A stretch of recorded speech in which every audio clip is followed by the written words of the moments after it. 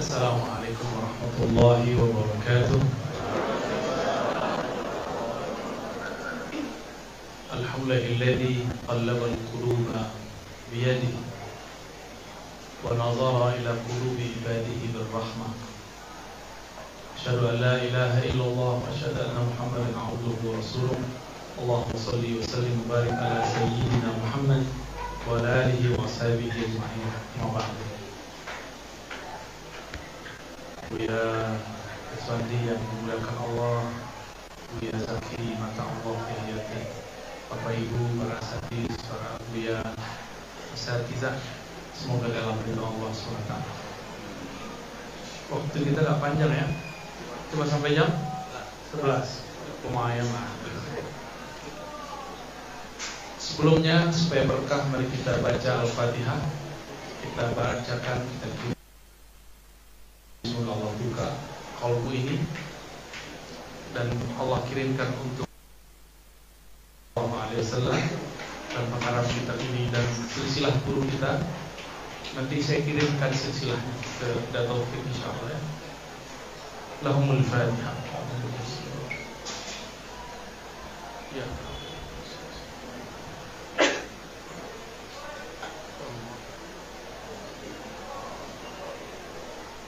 Karena min ajli anna al-kutub dakhmun kabir, lakinni labudda an akhtasirha fi muddatin yasira, fa aqulu lakum alaykum bil mujallad al-thalith fima yata'allaq bi syarhi ajaibil qalb. Ya. Lain ngerti. Kan ini mukobah. Kameramennya bingung kan? Ya. Mungkin ba'd al-ashya ana ashrahha bil arabiyyah likay tata'awwaduna likay tata'awwadu ala sama'il lugha al-arabiyyah insyaallah. Baik. Bismillahirrahmanirrahim. Jadi yang kita baca bab jilid ketiga tentang syarah Ajaibil Qalb.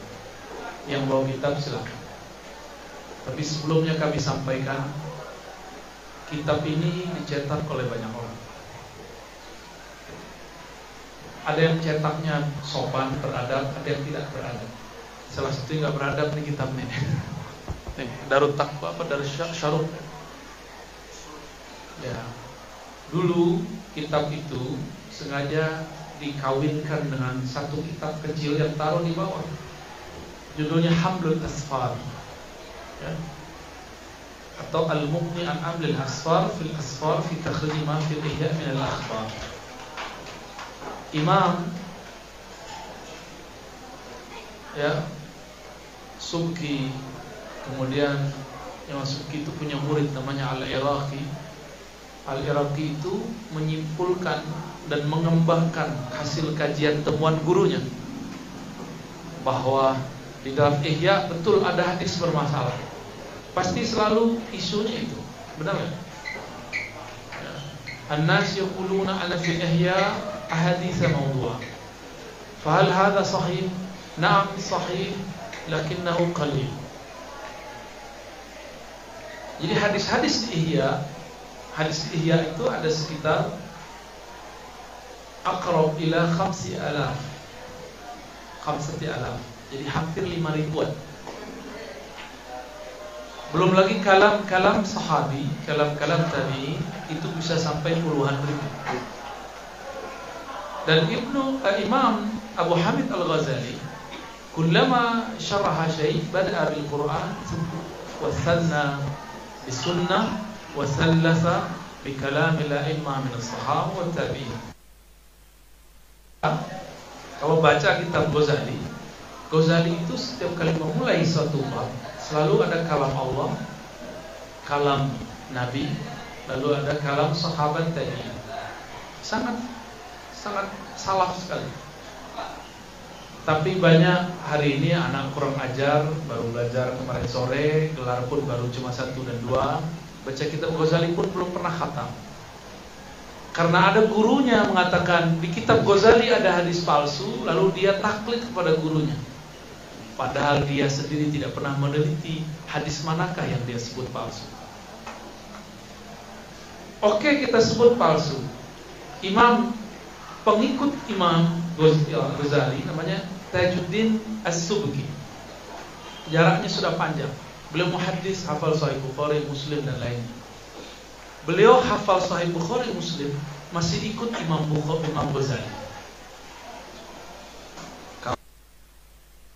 Hafal, tapi sudah berani ngejek Ghazali. Apa yang terjadi?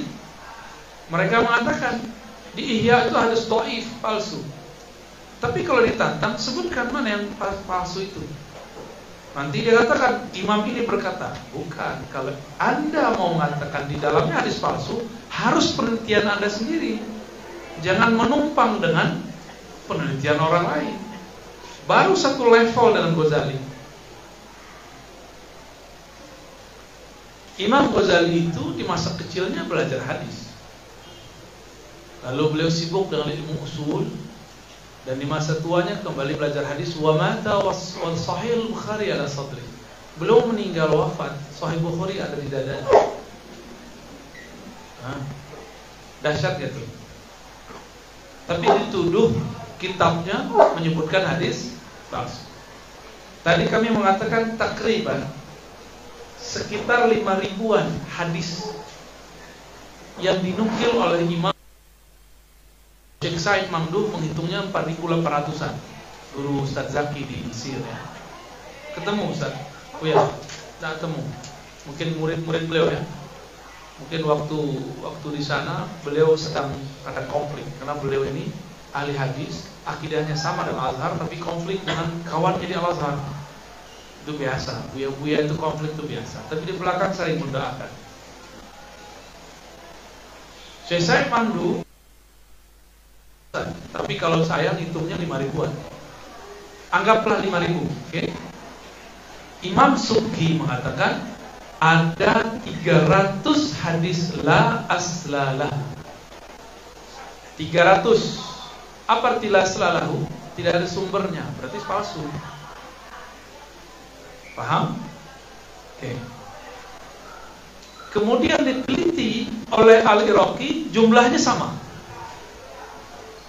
300-an la aslalahu. Tinggal diam. Belakangan guru dari Syekh Abdul Somad Al-Falimbani, orang Indonesia yang belajar di Mekah, Madinah, belajar kepada Sayyid Murtada Az-Zabidi, pengarang kitab yang tadi disebut Buya Deswan, Ithaf Sadatil Muttaqin.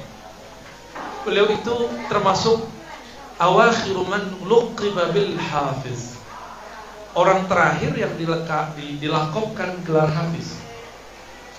Kalau hafiz zaman now hafal 30 juz. Kalau zaman itu hafal 30 juz itu baru kempis, belum disebut hafiz,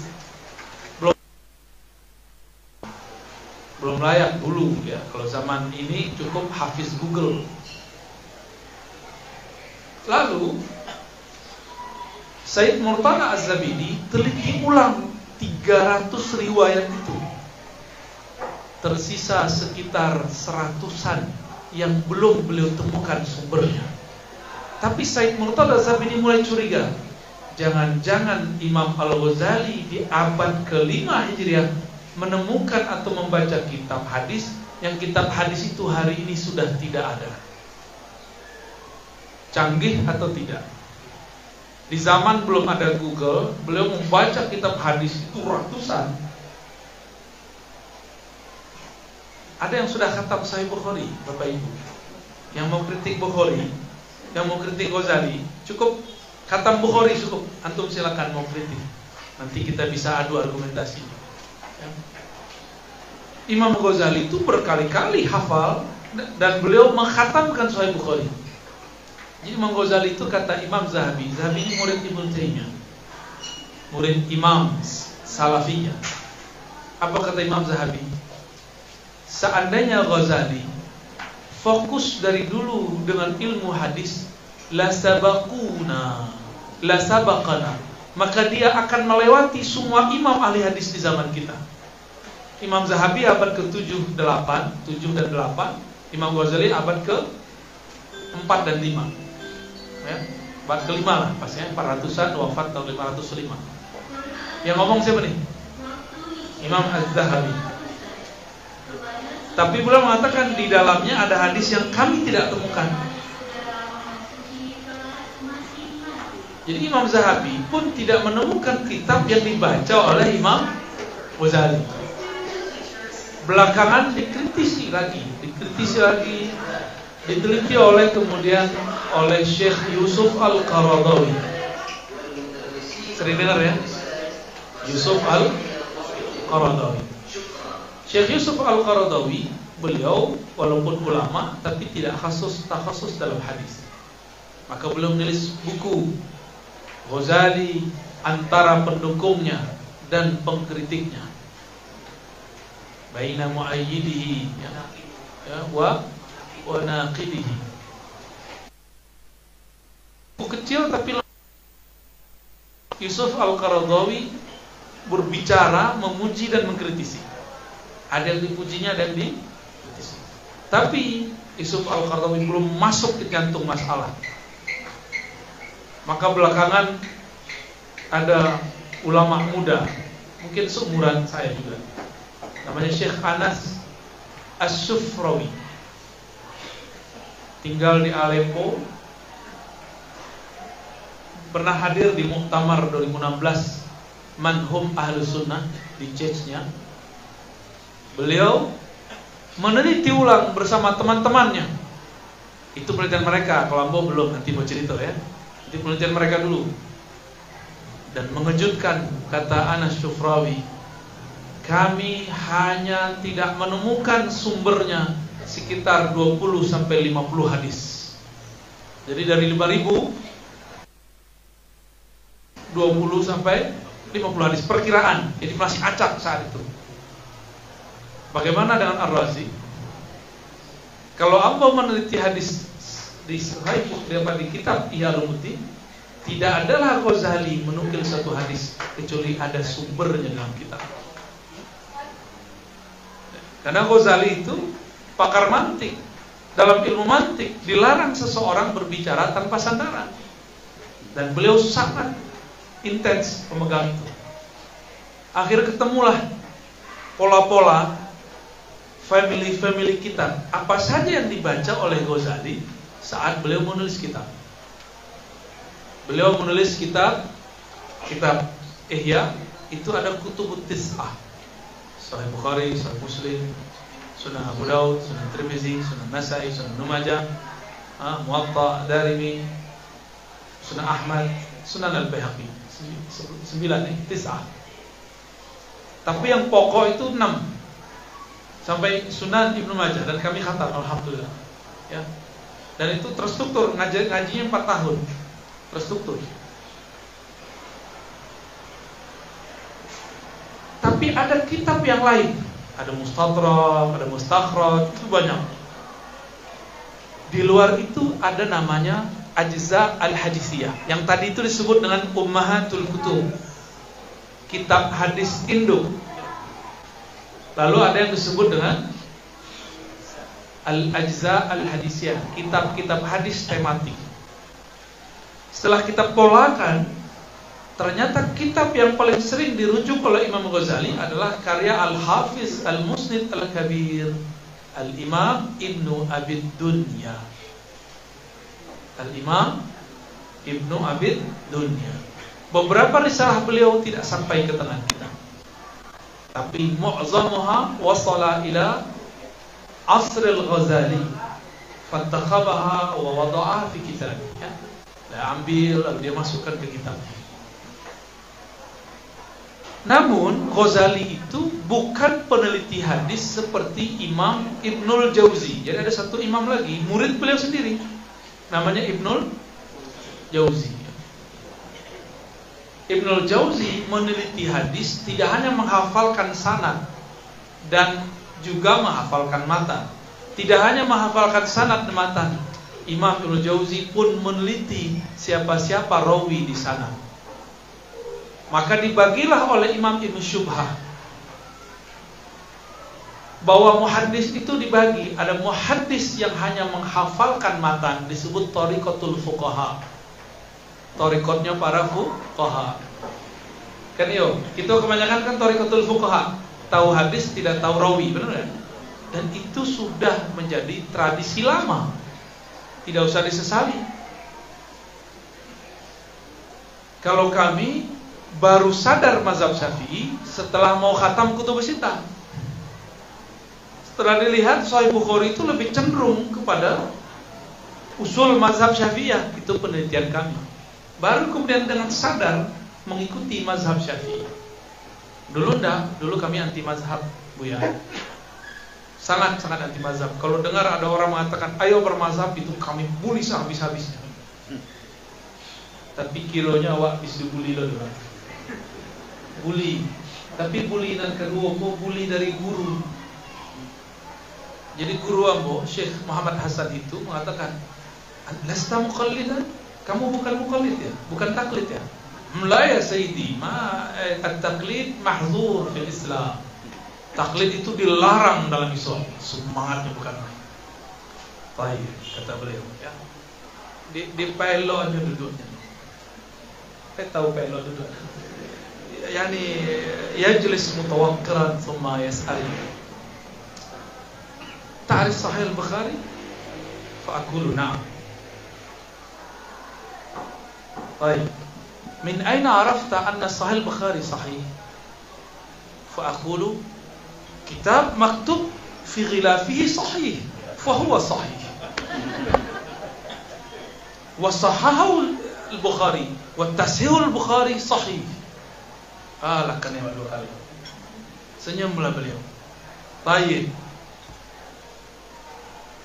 Jadi, diterjemahkan dulu ya. Ya, kameramennya pusing.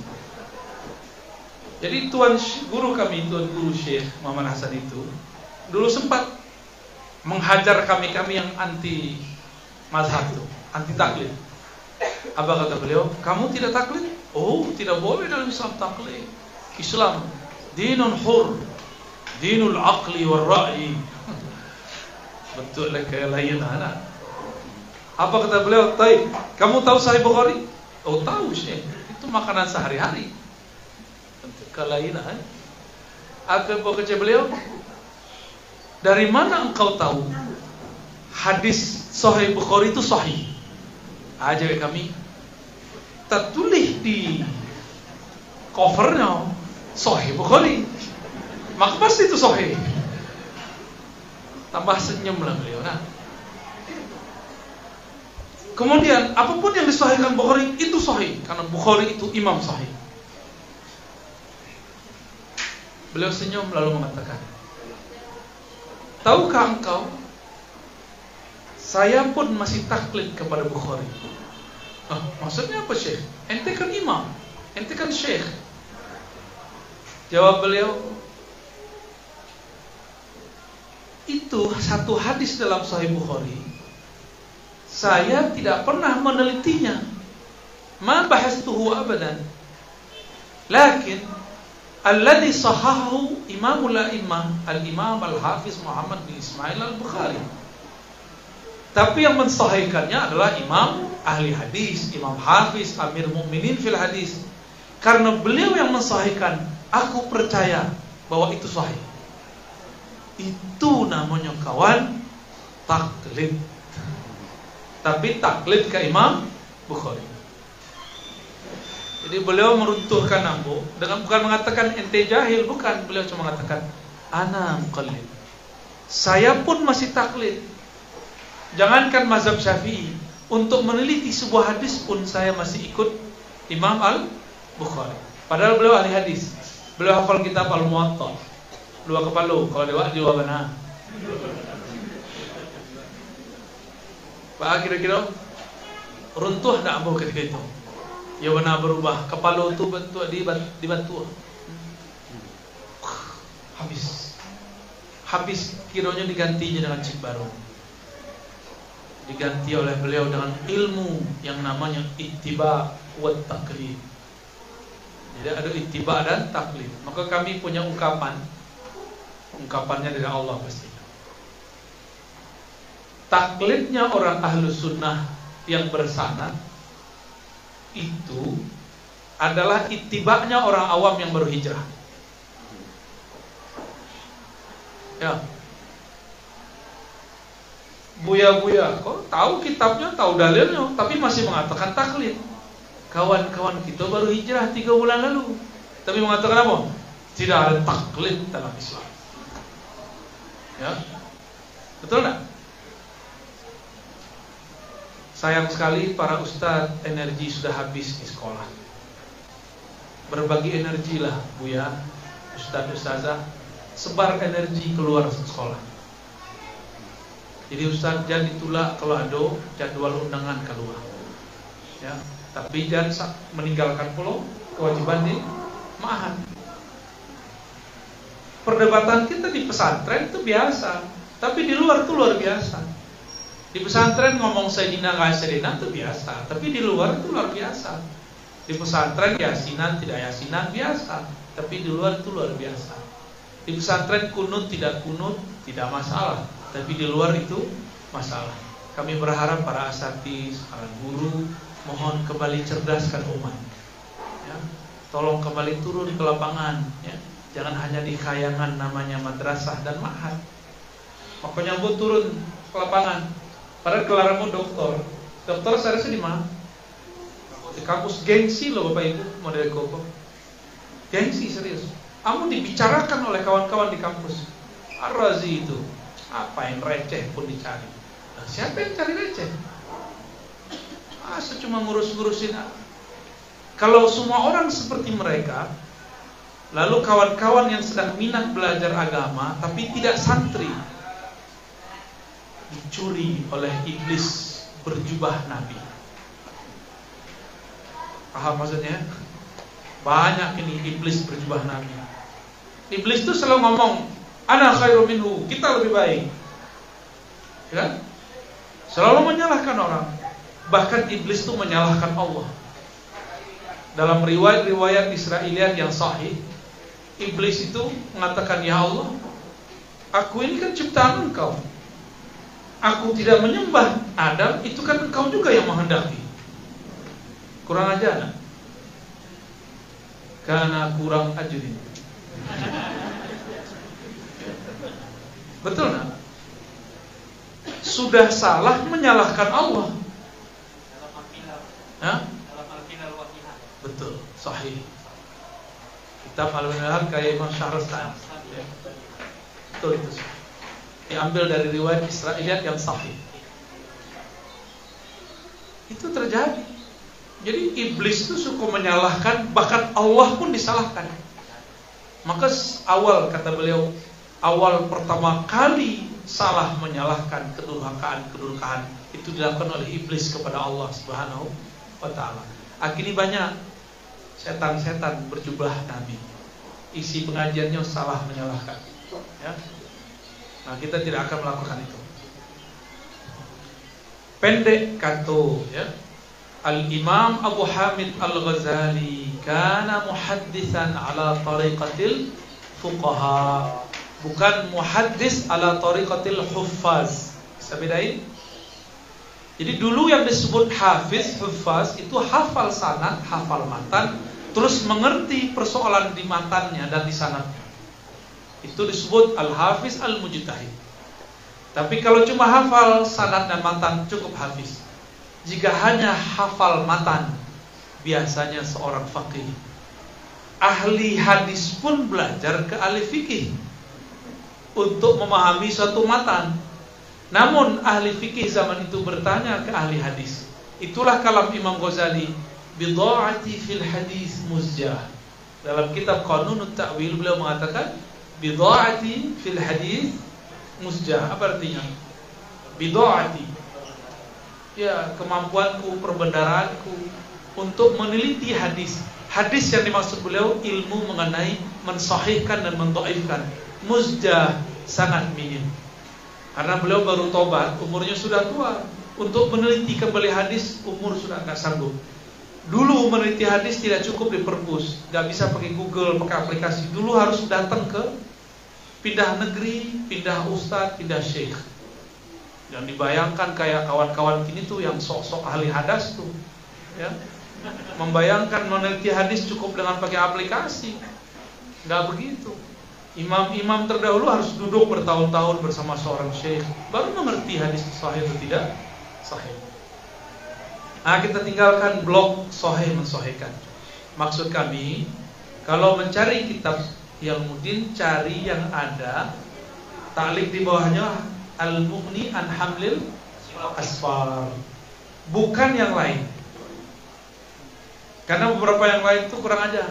Contohnya Tahqiq Said Imran. Ini mentakhrij, bukan mentakhrij, mentakhrij hadis, tapi ikut serta menyalah-nyalahkan Imam Ghazali dalam kitab.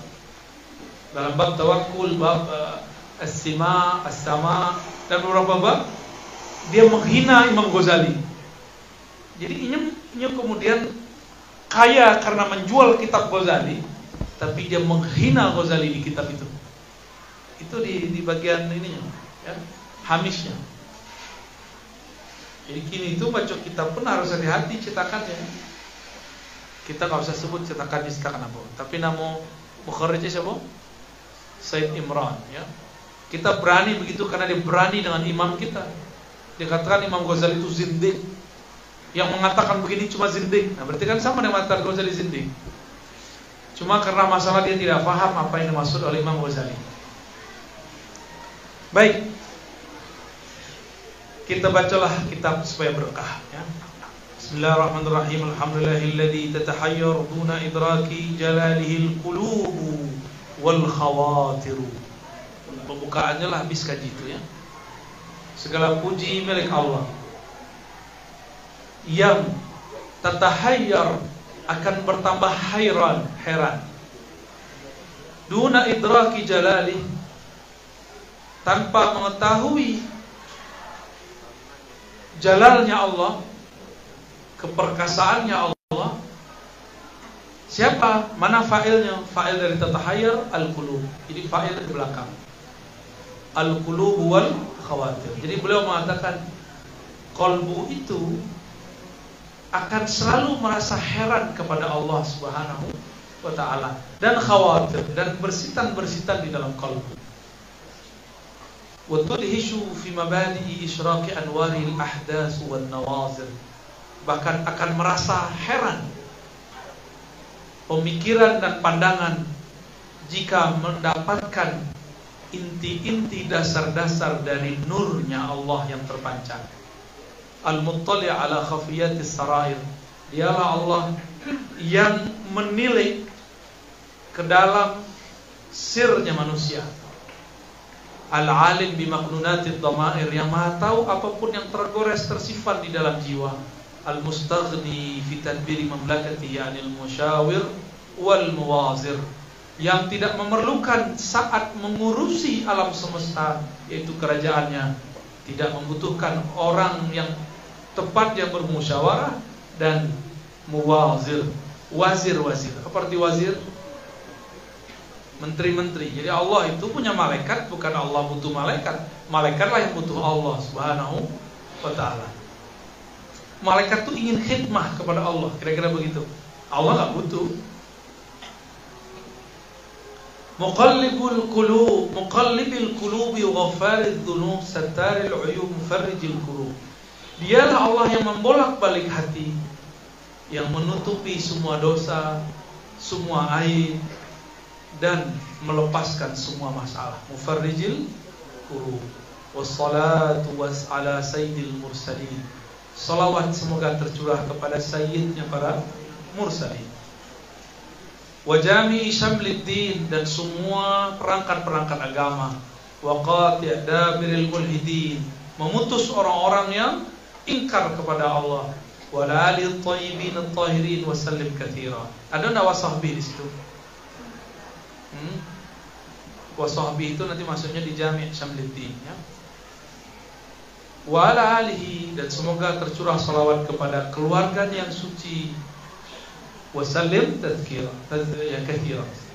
Para asatiz, abuya, asatizah yang makan Allah, negeri kita termasuk negeri yang krisis, miskin, habaib. zuriat Rasulullah sallallahu alaihi wasallam. Benar.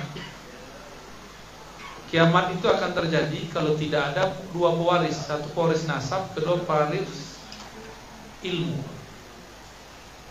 Kalau masih ada Habib di suatu tempat, itu tempat tidak akan terjadi kiamat.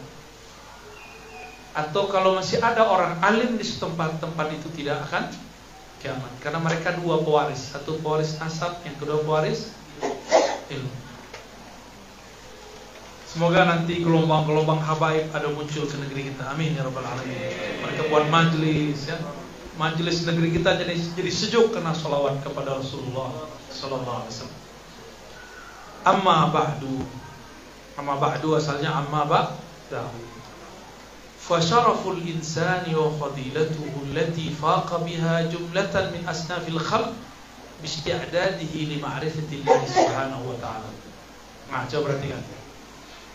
Syaraful insan, kemuliaan manusia dan keutamaan manusia yang mana ia faqa, dapat melebihi tingginya semua makhluk termasuk malaikat, itu cuma satu hal, bisti'dadihi li ma'rifatillah, dengan kesiapannya untuk mengenal Allah Subhanahu wa ta'ala.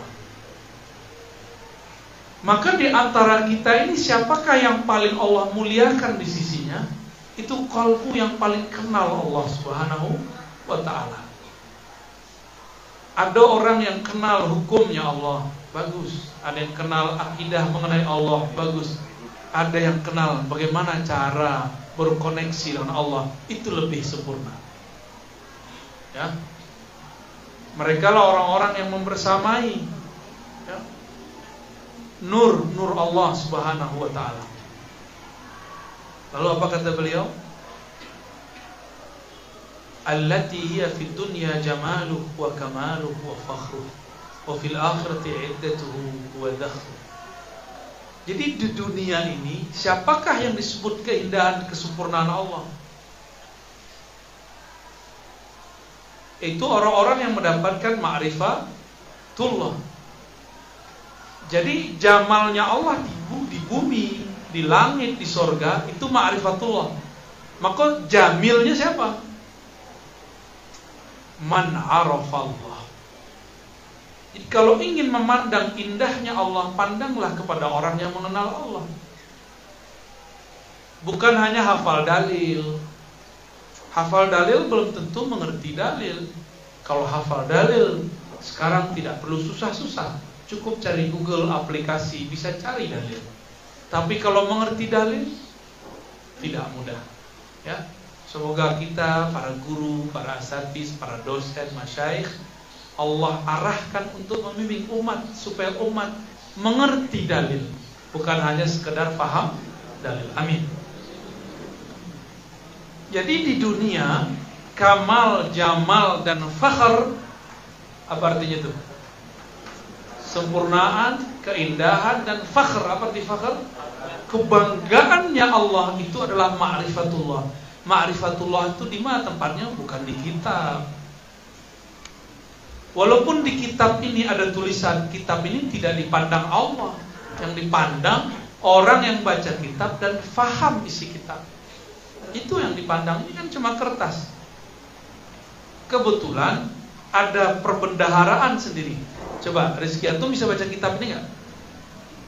Anak tamat UI gak bisa baca kitab. Berarti kitab ini kalau tidak ada ilmu cara membacanya, tidak terbaca. Maka kitab itu tidak mulia karena sendiri, dia mulia karena dibaca oleh orang mulia. Ya. Semoga Allah mencatat kita di antara nama-nama yang mulia itu. Amin ya rabbal alamin. Di akhirat, uddatuhu wa dhakhruhu, itulah yang Allah persiapkan, yang Allah janjikan, yaitu kelezatan ma'rifatullah subhanahu wa ta'ala. Nah, lalu sekarang apa kata beliau? Dengan apa manusia kenal Allah? Jadi paragrafikus selesai, itu udah khatam Ihya Ulumuddin. Serius, itu inti Ihya Ulumuddin cuma di satu paragraf itu. Kompati kalau bawi kata Buya Zaki tadi. Padahal pati itu tidak bahasa Minang tuh, bahasa Sanskerta. Juru pati, malaikat maut. Pati aja doa, khatam dengan doa. Taib. Innama ustu'idda lil ma'rifati, innama sta'adda insan ya. Di failnya kembali ke insan. Innama sta'adda li ma'rifatihi atau lil ma'rifah di kitab-kitab biqalbihi la bijarihatin min jawarihi. Manusia itu bagian manakah dari dirinya yang bisa mengenal, mengakses tentang Allah Subhanahu wa taala? Dijawab oleh beliau biqalbihi, yaitu bagian di dalam dirinya yang disebut dengan qalb. Kalau mulai itu kan, kalau mulai serius beliau tuh, ya, jauh para asatis pun serius. La bijarihatin min jawarihi, bukan dengan mata fisikmu, bukan dengan telinga fisikmu, bukan dengan otak fisikmu, bukan dengan gelar-gelar akademismu, bukan dengan hafalan-hafalanmu. Hafalan tuh fisik bukan? Hafalan tuh fisik. Maka mohon maaf kami berulang-ulang katakan, kita senang jika ada orang hafal Quran, tapi kita lebih senang jika dia mengerti isi Al-Quran. Jadi kita nggak akan terpedaya kalau orang cuma tahfiz. Karena pembunuh Sayyidina Ali juga tahfiz, tapi dia tidak mengerti apa yang dia hafal. Kalau kolbu, kalaupun dia tidak hafal dalil, tapi kolbunya mengenal siapa yang disebutkan dalam dalil. Dalil itu nama, contohnya Buya Deswandi, misalnya gitu, itu nama, itu dalil. Peganglah tulisan itu, sudah megang orangnya belum? Coba, ambo pegang belum? Maaf ya. Itulah memegang yang punya nama belum? Madlul namanya. Ada dalil, ada madlul.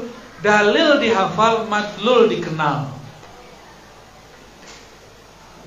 Dalil dihafal, madlul dikenal. Tuh rumus-rumus tuh, tolong masuk ke dalam rumusan kita. Ya. Yang penting hafal dalil atau mengenal yang didalilkan. Ya. Orang Parabe kalau jalan-jalan ke Bukit Tinggi, kalau nak perlu pakai GPS nak, kan? Tapi kami perlu pakai GPS, perlu pakai dalil. Kalau orang Parabe lah setiap hari jalan-jalan ke Bukit Tinggi, dalil tuh sudah ada dalam dirinya.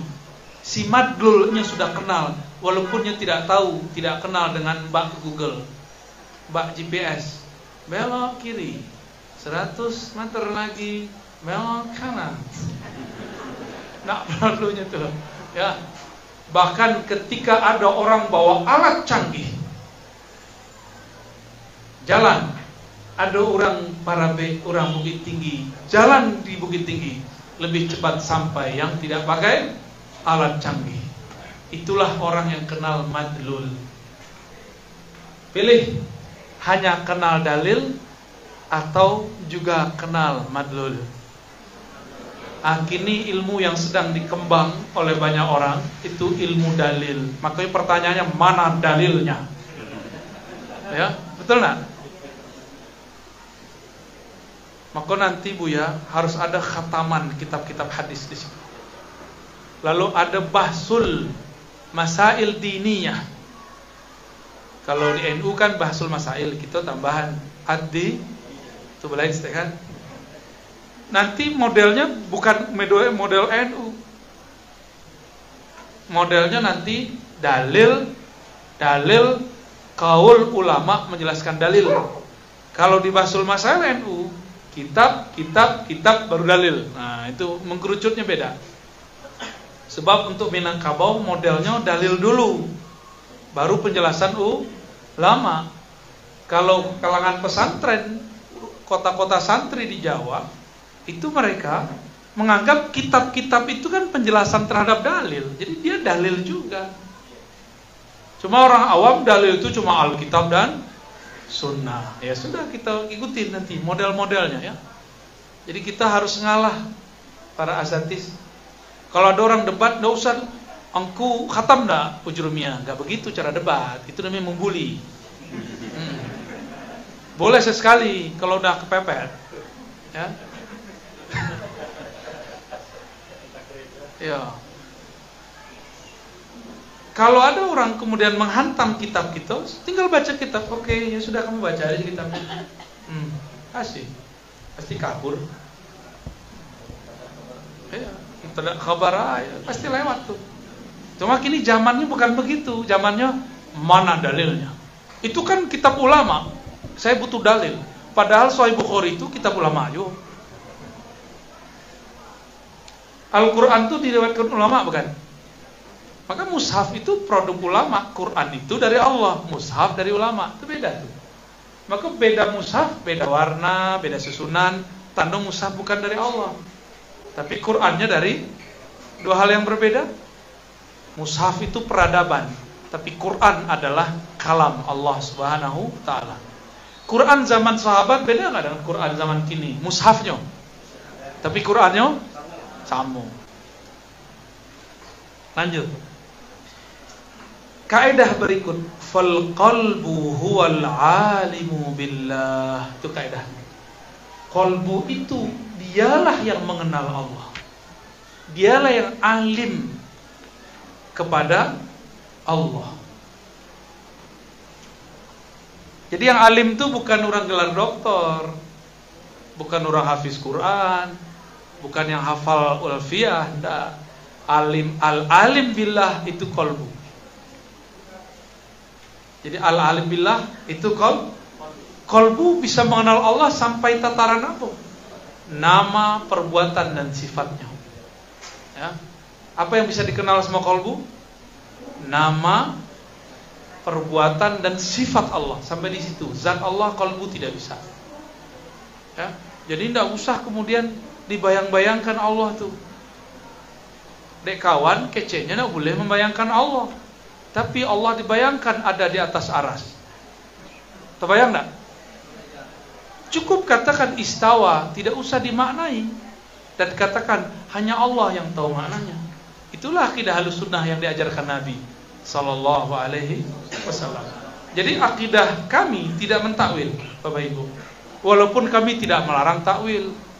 Boleh takwil dengan syarat yang ketat. Kenapa tidak perlu takwil? Karena kita sudah kenal Allah itu beda dengan alam. Alam bertempat, Allah tidak butuh tempat. Maka jika dia istawa, istawanya tidak bertempat. Jika dia turun, tidaklah pindah dari atas ke bawah. Jika disebut tangan, bukanlah tangan ini. Karena dia bukan benda, bukan rupa. Lalu apa maksudnya? Ya dia yang tahu maksudnya. Itulah yang disebut ayat mutasyabihat. Jadi perlu mentakwil, Bapak Ibu? Tak usah. Ketika kita mengatakan Allah yang lebih tahu, langsung pikiran itu rehat, qalbu pun selamat. Itulah akidah salaf yang asli. Ya. Kalau dekawan kan enggak.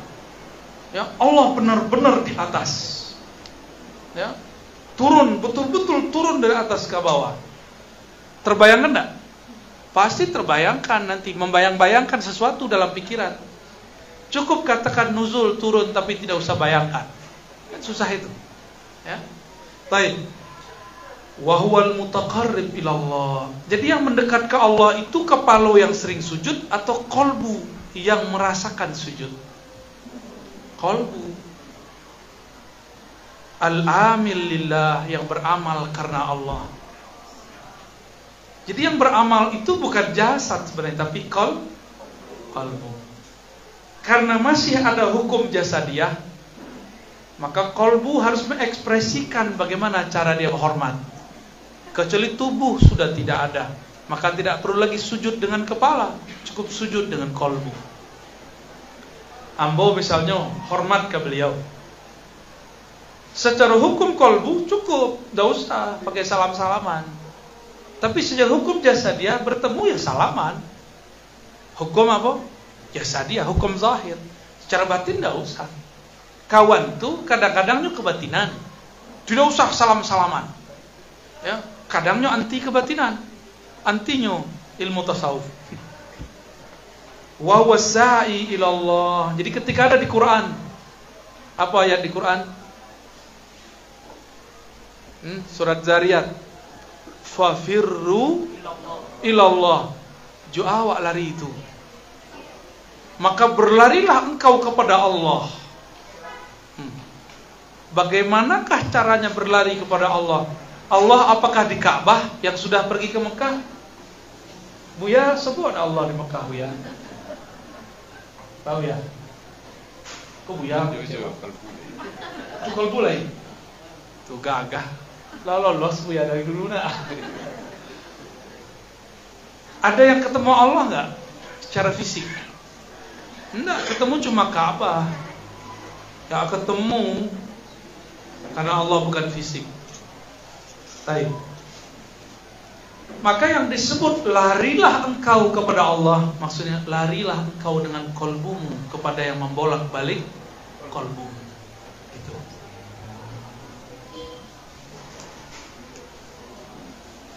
Wa huwal mukasyaf bima indallahi waladaihi. Bukan mukasyif ya, mukasyaf. Dialah yang dibukakan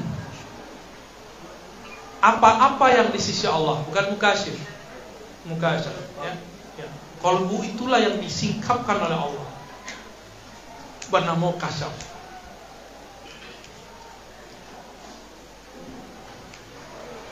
Wa innamal jawarih atba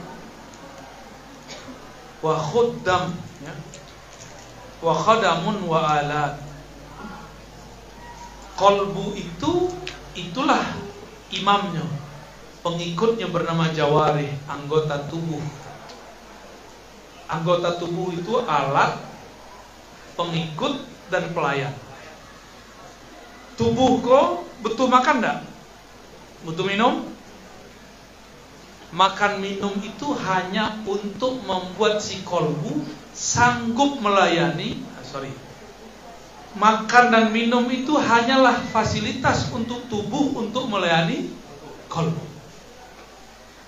Kalau tubuh ini mau berkhidmah kepada dalam kolbu, kolbu itu butuh makan enggak? Sebagaimana tubuh butuh makan. Mohon maaf guru-guru, kalau cuma kerja, ngajar, mikirin gaji, dia sudah memberikan makanan untuk tubuhnya, tapi belum memberikan makanan untuk ruh kolbunya. Makanya Bapak Ibu, sebelum mulai ngajar, syahadat dulu. Asyhadu an la ilaha. Mungkin berangkat dari rumah salah niat, ingin mencari gaji ya. Jadi untuk berangkat, ketika mulai ngajar, kan ilmu Allah. Ilmu Allah. Imam Abul Hasan Syazili mengatakan, pengarang Hikamko selalu dipuji-puji oleh Abul Hasan Syazili. Apa kata beliau? Al-ihya ihya'un lil qulub. Ihya ulumuddin itu menghidupkan hati.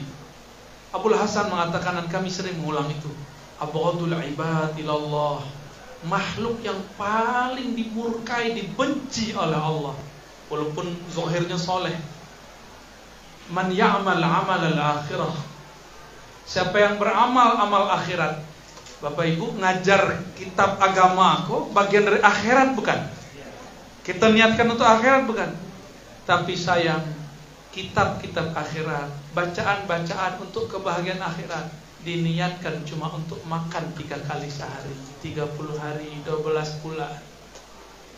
Akhirnya Bapak Ibu tersinggung sekete, baper ya. Posisi ndak dapat, monggok, manggok, ngambek. Kadang-kadang lebih fasih loh bahasa Subarang. Ya. Itu terjadi. Sebab niat tadinya benar, awal-awal ngajar dulu, pengen ngabdi Bu ya. Tapi kemudian kurang angka-angka, kurang sudi. Betul, itu hak secara kita di kolbu. Dari pihak yayasan pasti memikirkan bagaimana mensejahterakan guru. Betul enggak? Pasti guru-guru, masyaikh itu tidak mungkin lah dibiarkan susah. Tapi Bapak Ibu, guru-guru untuk sekolah Parabe itu sudah lebih sejahtera daripada sekitar. Bahkan di Pulau Jawa, kiai itu cuma digaji 50.000 sebulan. Percaya enggak? Tapi bisa berangkat haji. Sebulan ada beberapa pesantren ngobrol kepada aku. Kami mengajarkan tahfiz Quran setiap pagi, mendengarkan orang hafal Quran 3 jam, baca kitab 3 jam, puasa Senin Kemis, membimbing umat. Gajinya cuma 200.000 sebulan. Tapi berangkat ke Ka'batullah dulu hampir setiap tahun. Kiranya rezeki itu berbeda dengan gaji. Ya nah, kalau rezeki itu cuma gaji sangsara lah itu. Tapi karena rezeki itu bukan hanya gaji, rezeki itu tidak berpintu. Kalau gaji ada pintunya, ada stempelnya, ada tanda tangannya, ada laporannya. Kalau rezeki langsung lapor kepada Allah Subhanahu wa ta'ala. Pak kira-kira ialah banyak masalah ni anak. Ustaz, terus anak saya gimana? Bukan gitu. Ikhlas itu bukan berarti tidak memikirkan anak istri, bukan. Ikhlas itu di kolbu, di siko memikirkan yang dibaca. Di pikiran memikirkan tentang makan, minum boleh, tapi pikiran itu tidak boleh tembus ke kolbu. Jangan sampai hajat fisik itu terpikirkan oleh kolbu. Itu maksudnya, ya. Kalau sudah masuk hajat zahir ke dalam batin, maka sholat mulai terganggu.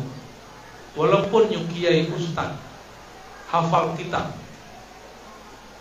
itu saja permasalahan-permasalahan. Ya, kalau kiai syekh tidak khusyuk, lalu jamaahnya bah, muridnya gimana nasibnya? Yastakhdimuha al-qalbu yasta'miluha isti'mal al-maliki lil-'abdi.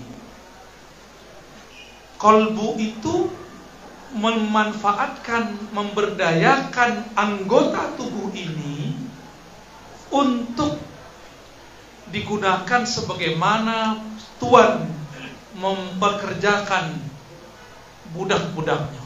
Jadi tubuh ke budak untuk qalbu. Jangan kolbu diperbudak oleh tubuh. Coba lihat, ada nggak orang tengkar karena posisi? Adakah orang tengkar cuma karena duit 100.000, 200.000? Berarti dia sudah jadi budak dari fisik. Ada nggak orang jadi budak viral? Banyak, pengen terkenal surang, pasang-pasang surang, posing-posing surang. Kerja nggak kerja jamaah, tidak ada niat khidmah. Kerjanya pakai honor, tidak pernah ngajar kitab bila honorin. Bahasa Arab baru. Ngajar kitabin bila honorin minal mukhlisin. Bapak Ibu yang akan Allah, dulu Syekh Ibrahim Musa Parabe, coba tanya ke guru-guru tua yang masih ada kalam, mengajarkan kitab, minta gaji nggak? Karena hebat semangatnya itulah Parabe lebih maju kini daripada zaman ini. Tapi tulusnya guru belum tentu lebih maju antara Syekh Ibrahim dengan murid dan cucu-cucu muridnya Syekh Ibrahim. Ya. Maka wajib belajar kitab Ihya. Nanti kita mukhtasar saja Bapak Ibu. Ketebelan ya. Mukhtasar. Jadi next kalau ambo pulang lagi, insyaallah nanti cari kitab mukhtasar, beli ya. Banyak di toko-toko itu. Online saja banyak. Syaratnya satu Bu ya, harus ada kitab. Minimal cek baduo. Ya. Jadi ada kitab nanti intip-intip. Kalau enggak, bagikan PDF-nya. Disiapkan PDF-nya. Tapi baca PDF itu kurang berkah ya. Tidak ada zong, zong dapat. Wastiqdamur ra'i lirra'iyya was-sana'i lil-ala. Seperti ya, rakyat berkhidmah kepada tuannya, pemimpinnya. Fal qalbu huwal maqbul indallah. Jadi yang diterima di sisi Allah itu bukan celana jingkrang, jenggot panjang, serban yang lebar, kopiah hitam, baju koko, jilbab yang rapi. Bukan itu yang diterima di sisi Allah. Apa yang diterima di sisi Allah? Di dalam yang tadi itu, adakah kolbu yang dia berhadap kepada Allah? Tawajjuh, wajjahtu wajhiya lilladzi fataras samawati wal ardh. Idh salima min ghairillah. Apabila dia idza salima min ghairillah, jika dia telah salim. Apa arti salim? Bari'ah, bara'ah, berlepas diri, sahih, terlepas daripada selain Allah. Jadi kolbu itu, mohon maaf Bapak Ibu, ibu-ibu khususnya, yang tidak bisa poligami itu cuma kolbu. Kalau otak, jangankan laki-laki, perempuan pun bisa menduakan laki-laki. Kalau tak, tinggal dipindah-pindah aja. Tapi di kolbu hanya ada satu nama, itu nama Allah Subhanahu wa Ta'ala. Kau nak nyuruh Buya menikah balik lo Buya? Yang salah paham lo ibu nak. Wa huwal mahjub anillah idza sara mustaghriqan bi ghairillah. Qalbu itu akan terhijab, terhalang. Siapa yang menghalangnya? Bukan Allah yang terhalang. Qalbu terhalang oleh selain Allah. Maka kalau masuk angku-angku itu ke dalam qalbu, terhijabnya. Mulai nanti hitung-hitungan kalau ngajar. Mulai nanti ada perdebatan, perseteruan kalau masalah posisi. Mulai nanti sikut-sikutan, mulai nanti pembulian. Oh, di semua tempat. Di semua tempat. Dan semuanya bersumber dari kolbu. Kolbunya jernih atau tidak? Orang kalau pengen viral, sibuk setiap hari pasang status. Kalau lagi konflik, sibuk setiap hari buat klarifikasi. Ya, karena pengen membuat image bahwa kami ini benar. Apakah segitunya? Ya. Tapi kalau orang yang sudah kenal Allah SWT, dihujat pun tidak masalah. Yang penting Allah bersamanya. Ya, kalau orang dihujat, Allah bersamanya, hujatan hanya bertahan sebentar, tapi setelah itu Allah membersamainya.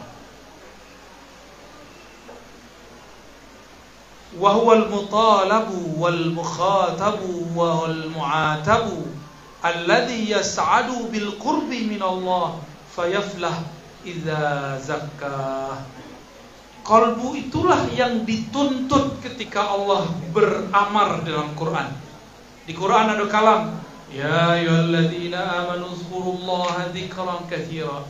Wahai manusia yang beriman, ingatlah Allah sebanyak-banyaknya. Yang diperintah di situ siapa? Amanu, orang beriman. Iman itu di kolbu atau di kopiah hitam?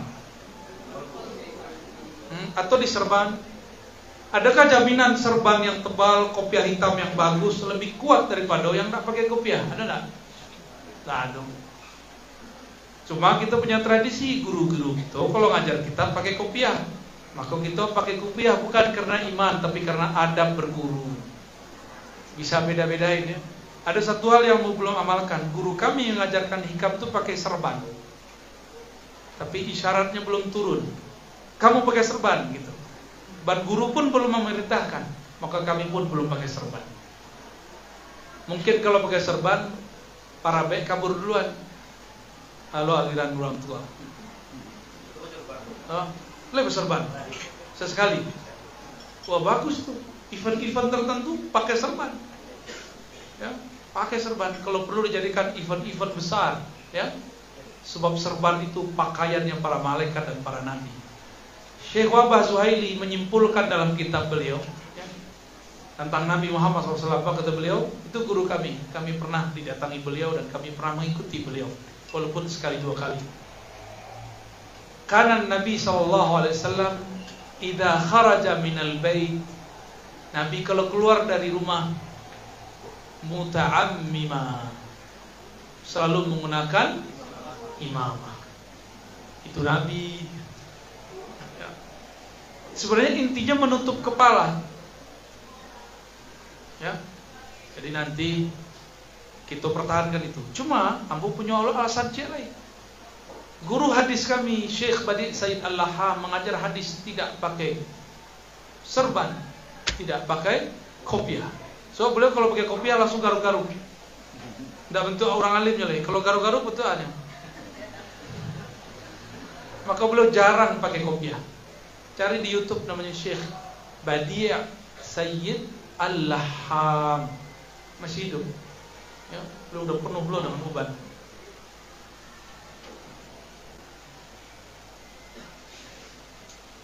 Jam 11:30 mau tanya jawab, Bu ya? Boleh? Hah? Jadi yang berbahagia dengan qurb, alladzi yas'ad bil qurbi minallah, itulah qalbu. Yang dicela itulah qalbu. Apabila qalbu dekat kepada Allah, yuflih, maka dia jadi bahagia. Idza zakka, apabila dia dibersihkan. Walladzi yakhibu yashqa idza darasahu wa dasah. Qalbu itulah yang gelisah ketika dia kotor. Nah, Bapak Ibu, kalau kita menyimpan kesal kepada seseorang, itu langsung ada noda di qalbu, gelisah enggak? Pasti gelisah. Jadi orang yang paling bahagia itu orang yang tidak ada kebencian di qalbunya, walaupun dia dibenci semua orang. Maka mulai detik ini Bapak Ibu, coba buang kebencian ke siapapun. Jadi ambo jangan salah paham Bapak Ibu. Kami tidak pernah benci Salafi. Kami tidak pernah benci kelompok manapun. Di dalam diri yang ada hanyalah rahmah, sayang, cinta kepada semua makhluk. Tapi polemik boleh ya, enak. Memang kalau orang sayang nggak boleh bertengkar. Saudara-saudara tengkar nggak? Jadi ada satu makna yang jarang terpikir sama orang. Innamal mu'minuna ikhwah. Sesungguhnya yang dianggap bersaudara itu cuma orang beriman. Kalau kita bersaudara, anak-anak kita bersaudara, tengkar enggak? Tapi tengkarnya saudara, islah enggak? Islah.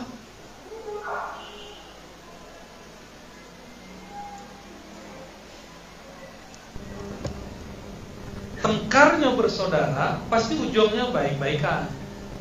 Anak itu apalagi kalau kedua-duanya mujahid, tuntang. Ya, benar enggak? Kemudian enggak usah dihardik. Habis itu paling kalau abangnya pergi, udahnya pergi, adiknya mesti nanya. Ya enggak? Kalau ado tengkar, kalau bisa memang begitu kalau bersaudara.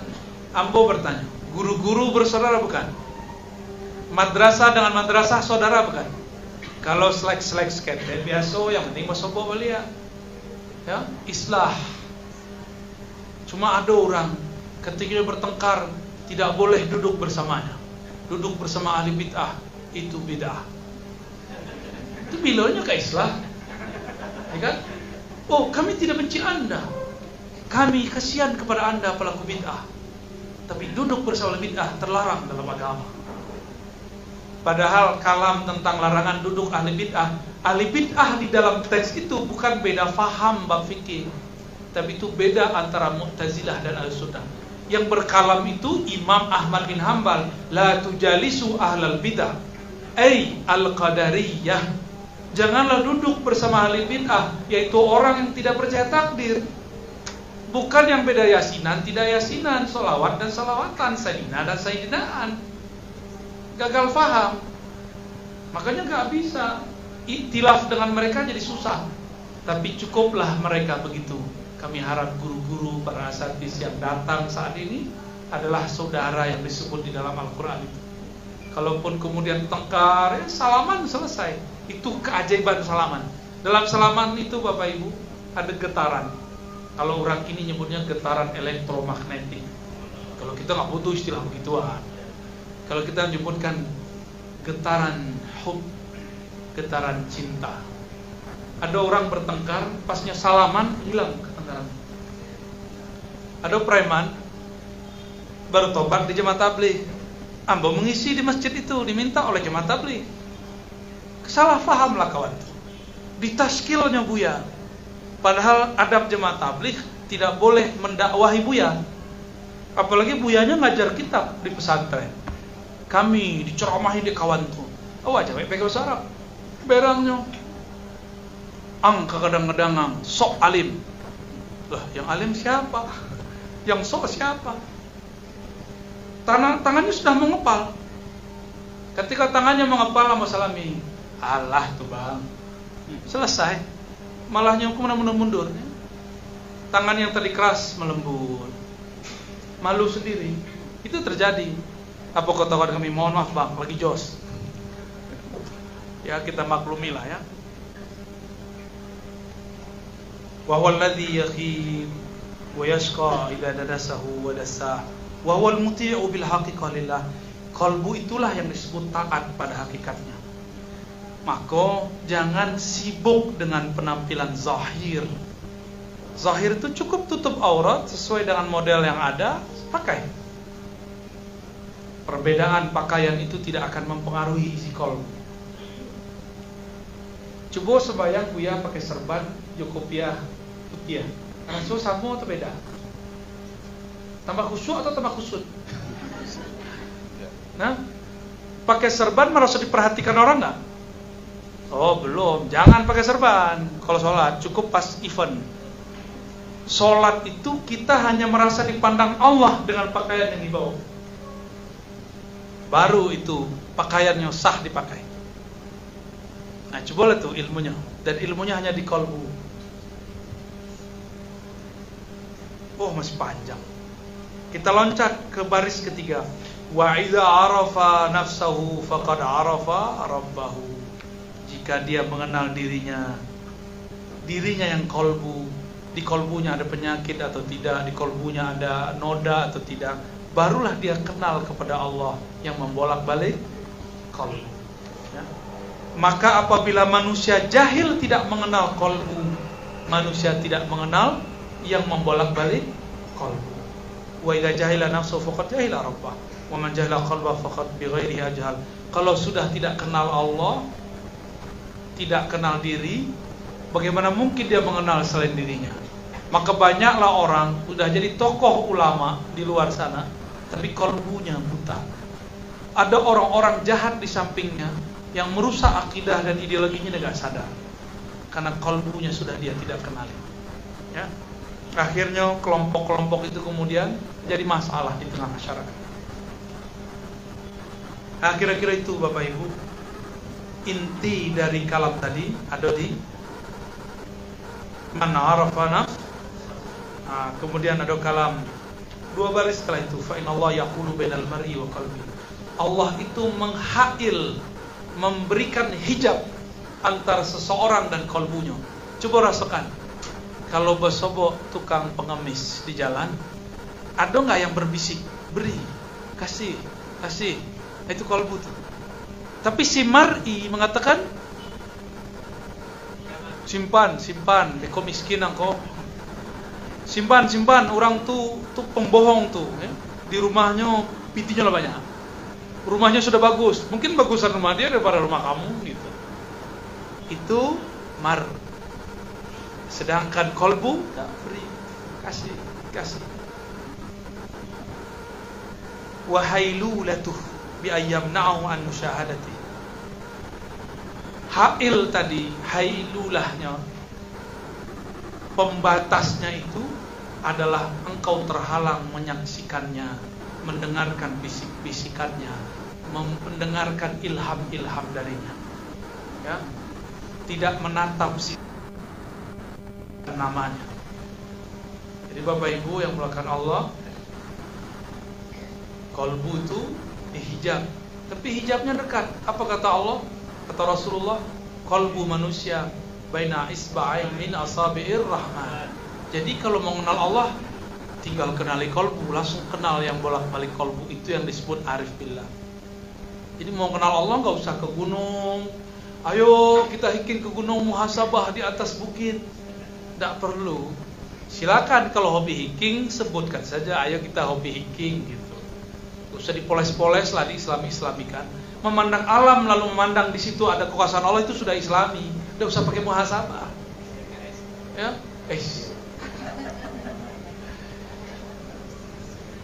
Oke, kira-kira itulah. Jadi inti kitab Ihya adalah menghidupkan ilmu qalbu. Maka nanti beliau tulis 2 peta. Ada yang menghancurkan qalbu, ada yang menghidupkan qalbu.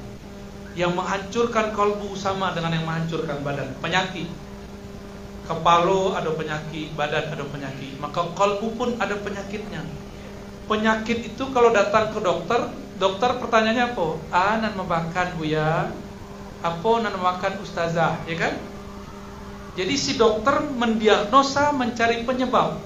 Ilmu itu ada pada Imam Ghazali. Maka beliau ketika ada orang sombong, beliau tanya, apa sebab sombong? Aku pemati kaji, penutup kajian Ihya. Setelah ini boleh baca sendiri, ya. Kalau ada hasad, kenapa dia hasad? Kalau dia iri, kenapa dia iri? Dari sebabnya, sebab itu dipelajari. Jika sebab dia sombong karena ilmunya, maka dia harus mengenali ilmunya ini dari Allah Subhanahu wa taala. Masih sombong kan? Kalau awak meminjam laptop kawan, handphone kawan, auto kawan, Ad-Darajah Al-Bukhariyah, sepeda motor, barang tu rancak. Apa kata orang? Wah, kayawan aku ya. Tapi itu punya kawan. Berani gak merasa bangga? Enggak, kita mengatakan, oh bukan punya saya, bukan milikku. Orang memuji, Buya, you wana alim mana Buya kau. Tersentuh kaminya. Baca weknya. Lillahil hamd. Pujian itu milik Allah. Pulangkan ilmu kami itu bukan milik kami, tapi milik Allah. Sentuhan itu bukan sentuhan kami, tapi sentuhan dari Allah. Kira-kira begitu masih ada bangga gak? Kalau ada orang bangga sombongnya karena harta, tinggal dilihat apakah dia dapat harta karena direzekikan Allah atau karena dia cari sendiri. Pasti sehebat-hebat orang itu direzekikan Allah, ya. Dan seterusnya. Muko rancak. Apa bahasa orang Seko? Coga. Coga, ya betul ya. Sahih wala ghairu sahih. Muko rancak. Kan candang condong mantu kanan. Kalau ugang bayi umbo rancak. Model orang Perancis, menghibur diri ya. Sebab orang Parabe menyebut kami orang Mudi. Itu betul-betul pujian yang menghinakan gitu. Kami menyebut orang Siko orang Pasar. Pasar itu lain lah tuh, keras. Baik.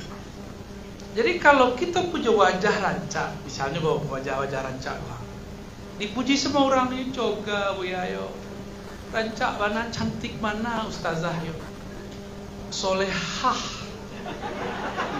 jilbab lebar, kalau bahasa awak panjang, bingung orang di luar, jilbab panjang, sepanjang tali baru, jilbab lebar bahasa Indonesianya, ya, bah kira-kira siapa yang menyeting wajah?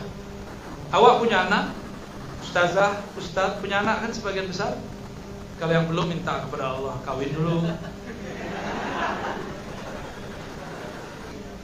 Ketika kita punya anak, apakah kita yang melukis wajah anak? Yang mengukir cantik si anak, gagah, rancak si anak? Bukan ya? Siapa? Allah. Jadi kalau ada orang memuji wajah kita, pulangkan kepada, cuma kan diskon 50% kalau masuk YouTube. Masuk YouTube tuh videonya dibaguskan, penerangannya 80%. Masuk ke Facebook foto, wajib di diskon tuh. Sebab wajah asli dengan wajah tidak asli berbeda. Pencahayaannya luar biasa.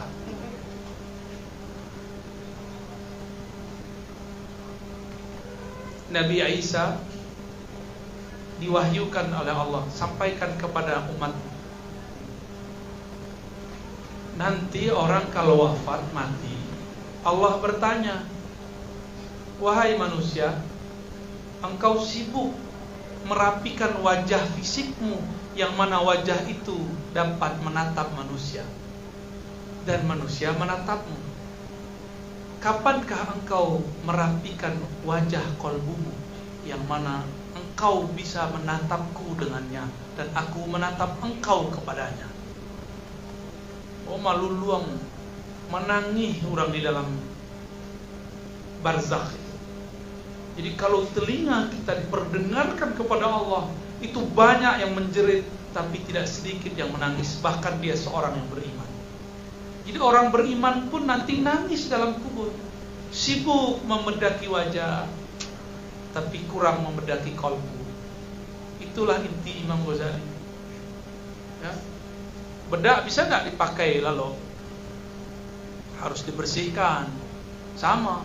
Beberapa perhiasan kolbu itu harus ditanggalkan. Kalau kita pulang ke rumah, jangan bawa nama ustaz tuh. Kalau kita pulang ke rumah, jangan dibawa gelar SAG, sarjana apa? Alam gaib. MA, LC. Kalau LC yang bawa ya, LC lulusan Ciputat. Kawan-kawan tuh nggak percaya juga. Kalau LC itu banyak, ada di Medan, ada di Surabaya, ada di Jakarta, ada lulusan Canduang, ada Lipia. Kalau di UIN, IAIN, lulusan Ciputat. Caparabe, bisa itu, dipaso-paso. Oke, alhamdulillah lah masuk sesi yang terakhir. Kitab Iko ambo ijazahkan kepada yang hadir. Silakan dibaca, diamalkan minimal dari bab yang tadi sampai akhir. Jadi nggak usah baca bagian depan, baca bagian dari syarah Ajaibil Qalb. Ya, ajaztukum kama ajazani masyayikh. Al-Fatihah.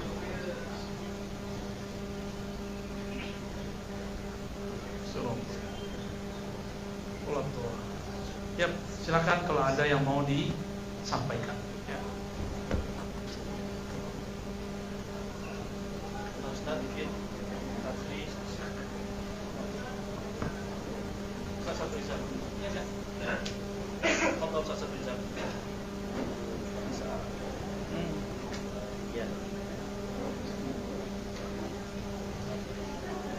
Assalamualaikum warahmatullahi wabarakatuh. Ada beberapa pertanyaan Ustaz yang ingin saya tanyakan. Yang pertama, apakah Minhajul Abidin dari Imam Al-Ghazali itu adalah ringkasan dari Ihya? Artinya beliau menukil dari Ihya pokok Minhajul Abidin. Kedua, Muqassafatul Qulub juga apakah itu sebagai ringkasan dari Ihya? Yang selanjutnya Ustaz, saya dengar dari seorang dosen di UIN bahwa kata Imam Al-Ghazali, kata Imam dia menukil, cuma beliau tidak menyebutkan referensinya.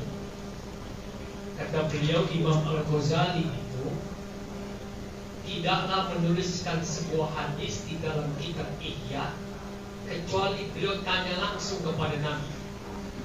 Apakah betul itu? Artinya pendapat dosen UIN itu membahas tentang Al-Ghazali yang menulis hadis, kata beliau, tidak ada satupun hadis dalam Ihya kecuali saya tanya langsung kepada Nabi. Benarkah ini hadis? Baik. Terima kasih. Assalamualaikum warahmatullahi wabarakatuh. Salam. Lihat langsung ya. Minhajul Abidin itu betul karya Ghazali, dan itu bukan bagian dari Ihya, itu pengantar menuju Ihya. Oke. Muqassafatul Qulub bukan karya Ghazali, tapi Ghazali yang lain. Sebab kitab itu menukil dari orang yang belum lahir. Ghazali wafat 505, menukil dari Subki abad ke-7 dan 8 Hijriah. Tapi tidak masalah, kitabnya bagus. Namun mamlu bil Israiliyat, dipenuhi Israiliyat. Dan Ghazali itu tidak hobi dengan Israiliyat. Dia cuma menukil seperlunya kalau Israiliyat. Beliau itu membaca kitab hadis. Ya. Mengenai itu bukan dosen UIN, itu tamatan Madinah lalu Ummul Qura. Sayyid Agil Al-Munawwar. Ya, harus kita sebut tamatan Saudi. Tapi beliau punya dua keahlian, ahli hadis, ahli usul fikih. Bahkan ahli tafsir. Jadi beliau mutafannin bi funun mutaaddidah. Cuma mungkin karena beliau nyebrang ke politik, akhirnya seorang alim itu emang gak pakar, gak lihai di politik. Sayyidina Ali berpolitik kalah sama Abdullah bin Amr bin As. Padahal lebih alim Sayyidina Ali. Sama, guru kita Sayyid Agil itu guru. Kami pun mengajar sama-sama di IKI. Beliau juga ngajar, sering muji bareng. Beliau ahli hadis dan berguru langsung ke Syekh Yasin Al-Fadani. Hamba mengenal Syekh Yasin itu salah satunya dari beliau. Sebelumnya sudah kenal tapi lebih lengkap dari beliau. Apakah benar pernyataan beliau, Imam Ghazali bertanya ke Nabi mengenai satu hadis yang ada di dalam kitab ini? Nah, itu ilmu insahha. Jikapun benar, maka harus memahami namanya ilmu madarikil ulum. Bahasa kerennya epistemologi ilmu. Madarik yakni kaifa tudrik al-ilma. Bagaimana cara engkau mengetahui satu ilmu? Kalau barangnya fisik dilihat dengan mata, kepala, panca indera. Kalau bagian hitung menghitung, maka dihitung bukan dengan mata, dihitung dengan. Bisa enggak mata menghitung? Bisa enggak? Enggak, mata melihat. Yang menghitung akal. Akal tidak sanggup mencintai, dia cuma sanggup menerima, menolak, mengiyakan, musbit, munfi. Ya, musbit, mubtil. Jadi orang yang gaya hidupnya hidup dengan jadal, perjidalan, maka karakternya adalah karakter keras. Iya tidak, militer. Ya. Maka militer itu kalau semakin tinggi pangkatnya, semakin jarangnya kemudian mengatakan siap. Ya. Semakin tingginya jarang menyebut siap. Soalnya berpikir strategi. Bagian tertentu dalam dirinya sudah berbeda dengan perwira yang ke bawah. Akal tidak sanggup mencinta, akal tidak bisa membenci. Yang mencinta membenci adalah qalbu. Maka orang berakal itu kadang kurang ajar. Sebabnya tidak tahu ilmu qalbu, tidak bisa menghargai orang. Di kampus tuh ilmu akal. Mau di depan yang diuji kiai, kalau abo yang menguji, walaupun awak masih muda, itu mereka ketakutan juga. Abo menguji tesis, disertasi, yang diuji kiai. Umurnya kadang lebih tua dari kita, sekian tahun, bahkan seumuran ayah, seumuran guru. Tapi kan pakaiannya pakaian dokter. Dokter tuh gelar akal, bukan gelar qalbu. Bolehlah kita ngeceng-ngecengin sekali kan. Ya, mana dalilnya? Cuma pakai bahasa kampus. Teks Anda ini, di mana Anda temukan datanya? Karena di buku saya tidak ada. Kan dikeluarin kitab itu. Itu cuma cek orang tuh baca kitab atau enggak. Tapi bagi sebagian orang itu adalah pembunuhan karakter. Yang berani gitu akal. Kalau bunda, cek dosen, lah tuh keren-keren mana. Ibu awak, orang tuh lagi pengen DP gelar doktor. Akhirnya surut deh. Jadi kami pernah tidak meloloskan tesis S2.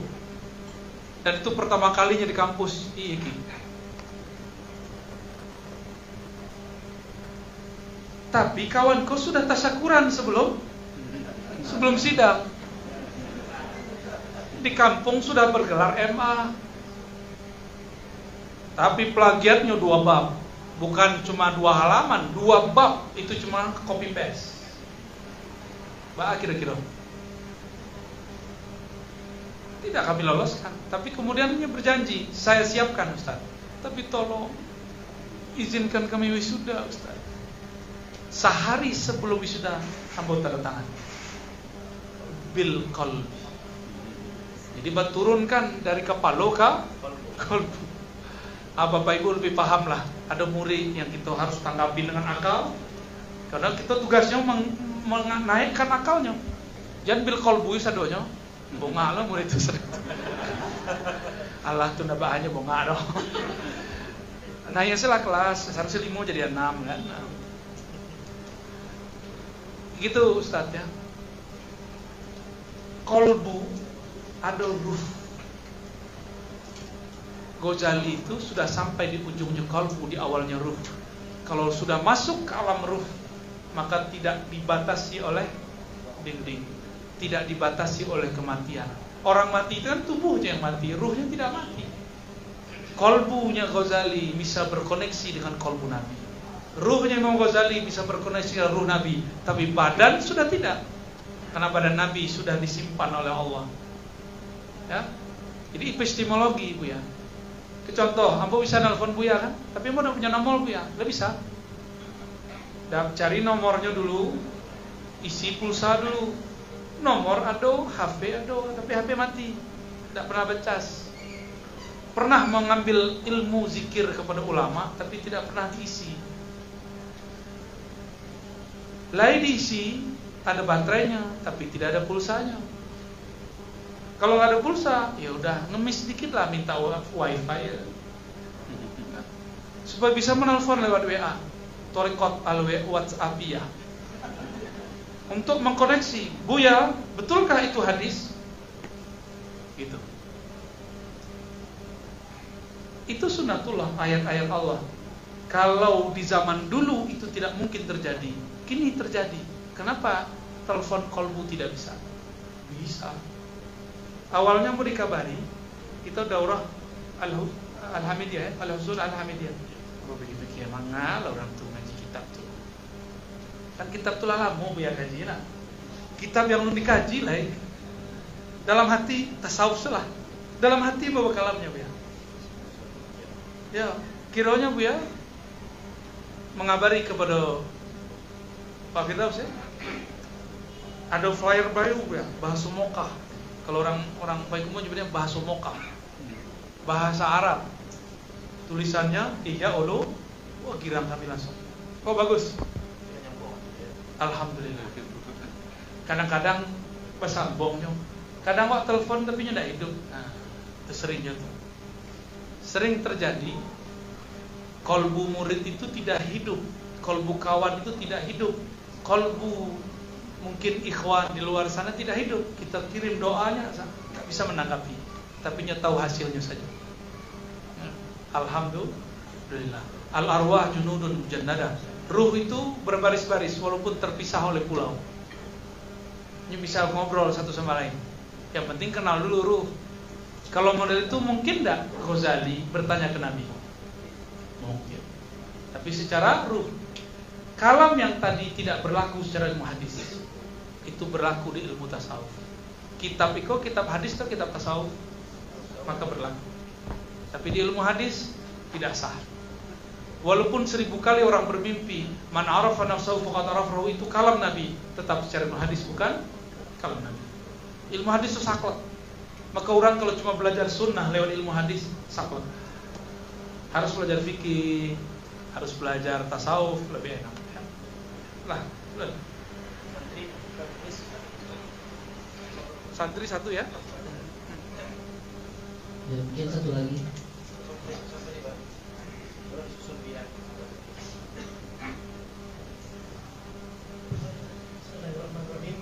Terima kasih. Ada 3 pertanyaan untuk waktu. Pertama, di masyarakat ada kerancuan mengenai pemahaman tentang salafun. Kami ingin minta penjelasan dari beliau mengenai makna salafi secara historis. Kemudian dikaitkan dengan Wahabi. Ya. Itu yang pertama. Yang kedua, mungkin kita juga lupa bahwa Imam Al-Ghazali juga ahli usul. Jadi kalangan ulama banyak membahas mengenai al-mustasfa. Mohon penjelasan atau esensi sedikit, karena menurut hemat kami agak jarang di pesantren, terutama di Sumatera Barat, mengulas usul fikih, sehingga beliau banyak dibuli urusan hadis, banyak dibuli untuk hal-hal yang hadis. Tadi udah kita dengar dari penjelasan Buya, dan itu bisa counter pada kelompok-kelompok yang menyerang beliau mengenai hadis-hadis dhaif, hadis-hadis dhaif. Ya.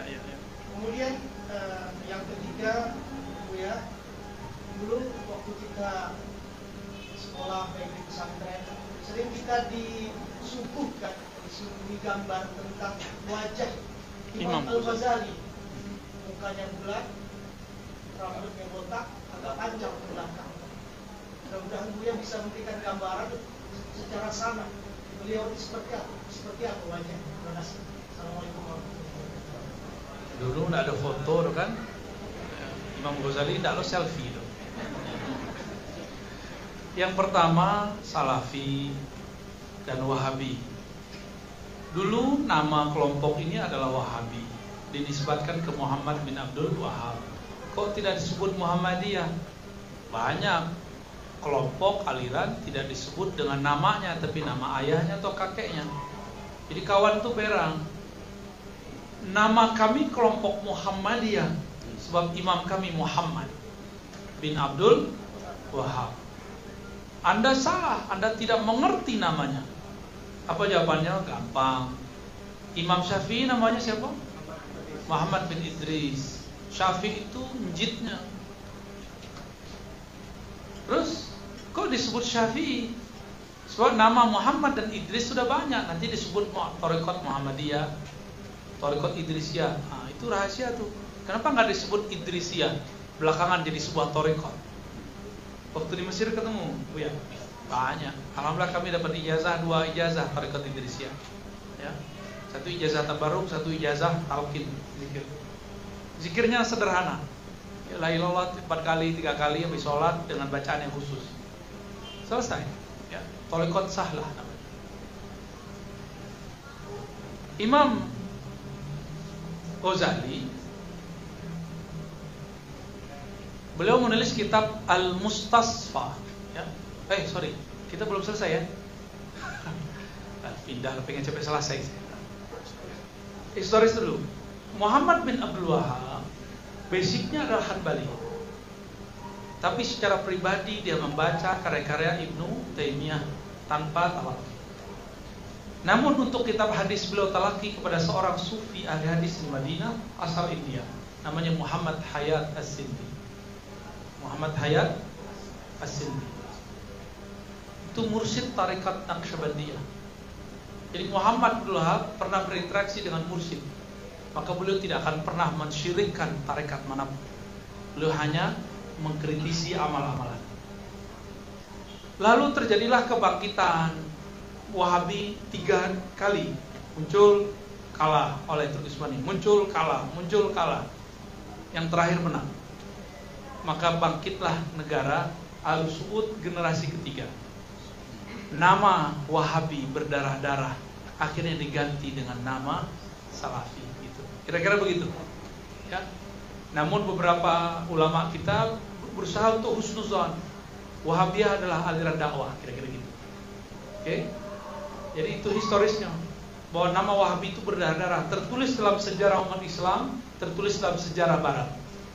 Sebab gerakan Muhammad Wahab itu dibiayai oleh Al-Suud. Al-Suud dibiayai oleh Inggris. Itu sejarah fakta yang tertulis dalam banyak buku. Cuma kawan-kawan itu tidak percaya, dianggap itu memfitnah. Mereka tidak baca, dianggap memfitnah. Ya. Dulu orang Padri terinspirasi mereka, tapi akidah orang Padri itu tetap sifat 20. Cuma dakwahnya sudah dakwah ala Wahabi, pusatnya Agam dan Payakumbuh, kemudian Pasaman. Tapi berbeda itu. Padri awal masih bertarekat, Syekh Jalaluddin. Padri berikut sudah mulai. Nah, bagian terakhir Mustasfa. Kamu tadi? Oke. Kitab Mustasfa, pakai short ya.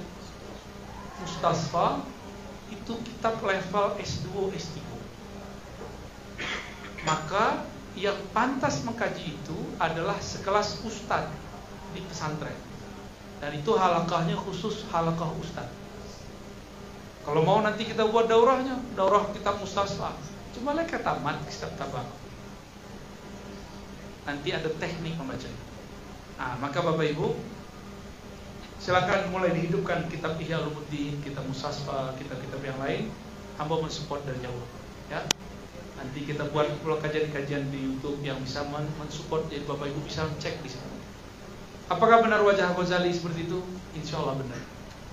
Insya Allah benar, tapi bukan seperti itu. Hanya mirip, botak, berewokan, mukanya bulat karena beliau orang Persia bukan orang Arab.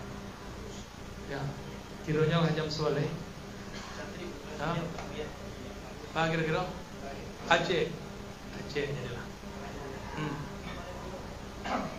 Aku dari kita belum pernah perbuatan objek tadi kita sudah dengar penjelasan sekilas tentang apa itu sebagai macam fokus terhadap tapi di masyarakat kita juga ada mendengar kata-kata yang terkait dengan Ghazali, tarekat Ghazaliyah. Tarekat Ghazaliyah, oke. Yang saya ingin bertanya, apa hubungan tarekat Ghazaliyah dengan Imam Ghazali berwujud Oke. Artinya apakah ini ada silsilah atau sanad yang tersait? Terima kasih. Baik. Terakhir ya, ambil di kode-kode jadi orang di luar. Tarekat Ghazaliyah itu ada tarekat yang menamakan dirinya Ghazaliyah, ada pengaruh Ghazali dalam semua tarekat. Tiada tarekat mu'tabarah kecuali dalamnya ada nur ilmu Ghazali. Dan yang paling berhubungan itu tarekat Naqsyabandiyah dan Qadiriyah serta Syaziliyah Tigo. Itu paling berhubungan kontan cash. Sebab Syekh Abdul Qadir Jilani punya guru bersambung ke Ghazali. Ya. Syazili mengajarkan kitab Ghazali. Di Naqsyabandi, silsilah zikir Naqsyabandi itu adalah gurunya Imam Ghazali, itu Abu Ali Al-Farmani. Jadi bagi Abu Naqsyabandi itu Ghazali, Qadiri itu Ghazali, dan lain sebagainya. Ada bagaimana pandangan Buya tentang kemanusiaan bahwa belajar tasawuf di pagi hari sorenya jadi dungu? Apakah ada disuai dalam kitab Usul Salasah? Bagus. Jawab pendek saya. Yang pertama, kalam Imam Syafi'i. Di mana Imam Syafi'i berkalam? Diriwayatkan oleh Baihaqi. Siapa yang paling mengerti kalam Syafi'i? Imam Baihaqi. Apakah Imam Baihaqi memahami seperti itu? Tidak. Maksud kalam tadi, siapa yang menjadi sufi di pagi hari untuk malas belajar, lalu pakai pakaian sufi. Jadi namanya pura-pura sufi. Siap-siap di sore hari jadi dungu. Banyak ini, banyak. Tarekat lain, tasawuf tidak, itu banyak. Maka kami punya PR besar, para ustadz punya PR besar. Jangan salahkan tarekat, bimbing tarekat. Cari guru mursyid yang alim, ambil ilmu mereka, ketahui oh ini murninya tarekat, ini murninya tasawuf. Kita ikut mengembangkan bersama umat. Ya. Dan yang terakhir tentang benarkah ada hadis dhaif dalam Usul Salasah? Banyak, silakan dicari sendiri. Ya, banyak, dan itu bukti bahwa Muhammad Wahab juga sama kayak Ghazali, tidak menguasai ilmu tentang hadis sahih dan tidak sahih. Demikian dari kami Bapak Ibu. Mohon maaf agak tagulik seketet. Janji di banyak pulau badan cie. Ya. Semoga kajian kita diberkahi Allah, yang hadir nanti dibariskan di belakang Imam Abu Hamid Al-Ghazali. Amin ya rabbal alamin. Al-Fatihah.